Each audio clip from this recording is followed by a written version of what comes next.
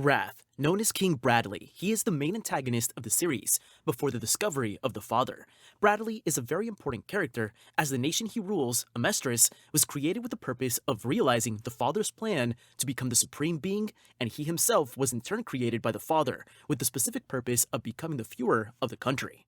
As such, he is respected and feared, and the entire nation is under his will. Unlike other homunculi, Bradley was not created from scratch, but is a true human transformed. We can say that he is not a 100% homunculus. He became Wrath after the Father implanted a Philosopher's Stone in his body when he was young. Another characteristic that differentiates him from his homunculi brothers is aging. Bradley's body is 100% human and does not even possess regenerative abilities, and the only inhuman characteristic is his left eye, called the Perfect Eye. This eye works almost like a Sharingan. Obviously, I'm not referring to the ability to copy ninja techniques or summon black flames, but to that ability to read the opponent's movements, allowing you to anticipate them. Wrath is a very skilled strategist, as well as a very strong swordsman who fights with two swords. He has monstrous agility and strength, and can take out numerous soldiers by himself. When he unleashes himself, he almost seems like Kratos seeking revenge, and he would be able to kill an entire regiment alone. Even like this, without immortality, he can cause a real massacre. Imagine if he also possessed the gift of regeneration, what he would be able to do. Greed. Greed is the personification of the Father's greed, and as his name says, he loves to live in luxury, have many followers, and beautiful women. He is presented as the stereotype of the leader of a gang of criminals who brag about wealth and power. More wealth than power. In his first appearance, Greed resembles a young adult with short, shaggy black hair that is slicked back. He dresses in leather, sporting a short black jacket, black leather pants, and pointed-toe shoes. After he fuses with Ling Yao, his appearance is completely identical to the Asian prince, but with a more evil facial expression, so to speak. Greed possesses the power of the Perfect Shield, an ability that allows him to change the molecular structure of carbon in his body, allowing him to become as hard as diamond and become virtually indestructible. In his ultimate shield form, Greed has dark blue skin, razor-sharp nails, and his ears and hair disappear beneath his blue skin. Greed's sharp teeth become more pronounced, with two lower fangs just above his upper lip. Don't you think he looks a lot like the Regenerators from Resident Evil 4? Those hideous monsters you meet in the lab? Anyway, let's head back to him. Greed has an easygoing, charismatic, arrogant personality, tends to do what he wants. He's also a bit of a narcissist, claiming that part of the reason he doesn't use his power to its fullest is because it masks his attractive face. He's the only homunculus who challenges the Father's authority, not caring about his orders and mission. It is likely that the very essence of Greed is what makes him rebellious and individualistic. The desire to try everything in life may be the reason for his disobedience.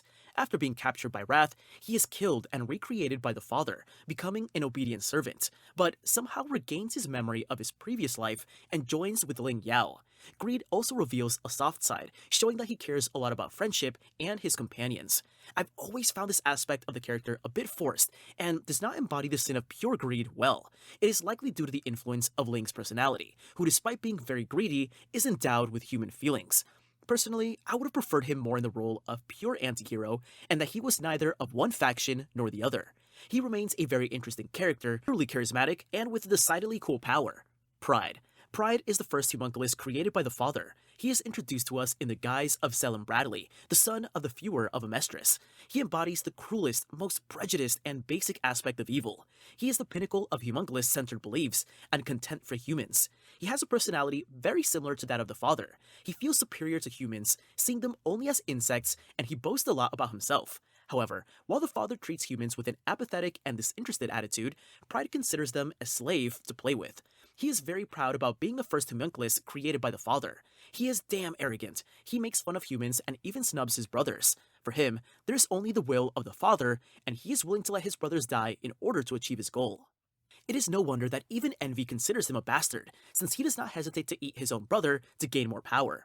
Pride's real body is a sort of black spot, made of shadow with eyes and mouths, and with very strong abilities. He can stretch his body to an enormous extent, can enter any crack and any object. The grip of his tentacles is so strong that he can take control of Alphon's armor. Moreover, he can also harden them, making them very hard and able to pierce and cut anything. This great versatility of his abilities, however, brings with it a great negative side. Being a kind of shadow, he cannot manifest himself if he is in a totally closed environment. Moreover, he cannot tolerate a very intense light source, and furthermore, he cannot live outside the boundary of the alchemical circle of Central. In short, he does not have total freedom of movement, but within his territory, he's able to do and control anything. Envy. Envy, the incarnation of envy of the Father, has the ability to change shape, able to take on the appearance of any living being in existence, even mimicking their voice. Envy is damn evil, especially against humans, whom he resents enormously. His hatred for humans has an immense emotional and personal foundation, greater than that of any of his brothers. All this contempt arises from his envy towards the human being, and is caused by his true form, since he was actually born as a small deformed fetus. Envy is extremely cruel and sadistic. Personally, I think he's even more evil than Pride for his petty methods and his sadism. Obviously, Pride is also very ruthless, but Envy, being less direct and more subtle, is a much more detestable character. He takes great pleasure in psychologically torturing and killing people, and there is no greater joy for him than seeing humans kill each other. Even if it doesn't seem like it, he is a well-characterized character. He reflects the sin of envy very well. Do you know when you feel envy for someone you don't like, and knowing that he is suffering makes you happy? There. Envy is just like that, but to an extreme level, obviously. Although superficially simple, he is a character with a deep psychology caused by his deep envy that ultimately leads him to suicide. Lust. Lust is the only female of the Homunculi group. She is almost always seen with Gluttony. She treats as if he is her son. She is a good-looking woman, rather tall with pale skin, black hair, and a slender but voluptuous body, and a large chest. She is usually seen wearing a tight black strapless dress, black boots with high heels, and elegant black gloves. She is a very calm, thoughtful, and calculating person. She likes to act in the shadows and indirectly. Throughout the story, she has had a role as group leader with envy and gluttony. She also has no problem killing people and takes great pleasure in doing so. The lust that bears her name, in fact, is not only linked to malice, sexual desire, but also to the bloodlust, more precisely to her desire to experience strong sensations of pleasure. Okay, it's not exactly where I wanted to get to, but I think I've made myself clear. Lust's power, called Perfect Spear, is very similar to that of Miss Doublefinger from One Piece. It simply consists of extending her fingers at will and piercing her enemies. Obviously, when she does that, her fingers become resistant as blades, able to pierce and cut everything. The reason why it happens is not clearly explained, but I would say that we can assume that it is a mechanic similar to Greed's power. Lust did not have a truly important role, although she was very intelligent and with excellent leadership skills. It's likely that, like Greed, he wanted more free will and to live a life full of pleasure. Not only in that sense, obviously. Sloth. Sloth is the personification of the father's laziness. He's a character with a very large and muscular appearance. He has an inhuman size and a very clumsy appearance. He wears black pants and shoes and sports black straps on his chest.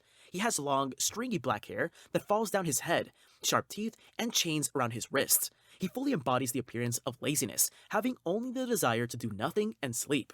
He also complains about having to fight those who want to kill him, finding it a nuisance. In short, he complains about everything and never wants to do anything, not even live.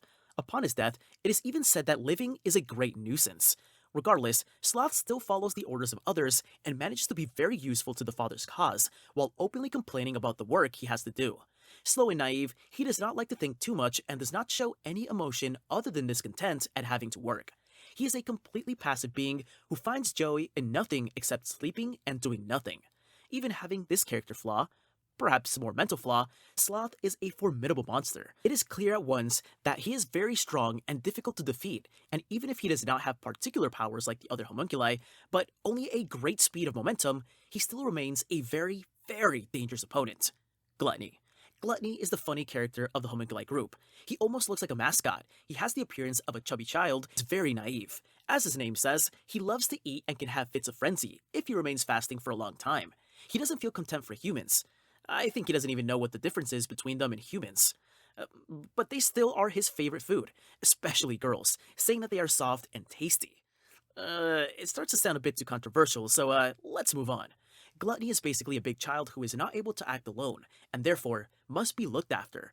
This is why he is always with Lust, who acts as his mother and tells him what to do, and whether he can eat someone or not. His power, now clear to everyone, is the ability to eat anything. He is always hungry and almost never manages to satisfy his hunger. He also has a very developed sense of smell, and can sense who is attacking him by their smell. His true nature, in reality, is that of being an incomplete door of truth, created by the Father, and everything he eats ends up in this dark dimension. In reality, and the true door of truth. When he opens his stomach and reveals the eye inside his body, Gluttony is able to shoot a sort of attractive wave in a straight line and eat everything in front of him, as if everything in front of him was sucked into that dark dimension that would be his true body. If he had just a little more intellect, he would be a truly formidable enemy. I think he would have no problem eating pride too, but unfortunately, being too naive, the opposite happened. The Dwarf in the Flask. The Dwarf in the Flask is the very first homunculus. He looks like a sort of round black spot with a very large eye, a mouth, and two very small hands. He is the principle of evil in the series, and is the true antagonist. He was created from the essence of the Eye of God, and the eye behind the door of truth, and the blood of Hohenheim. Desiring freedom and perfection, he orchestrated an elaborate plan that led to the sacrifice of the entire population of Xerxes, using their souls to transform himself into an immortal and powerful being, with the appearance of Hohenheim. He will call himself the Father from the moment he creates the other homunculi, and will begin his plan to transcend and become divine. He founds the nation of Artemis and manipulates it with wrath as a public figure, and starts the creation of the gigantic alchemical circle under the nation itself, in the intent to replicate what he did at Xerxes. It is useless to talk about his powers, since he is already practically a demigod, being able to do everything he can imagine. He will not be able to achieve his goal because the power and knowledge of God is too great, even for him, and therefore he will regress and be sent back to the other dimension inside the Door of Truth.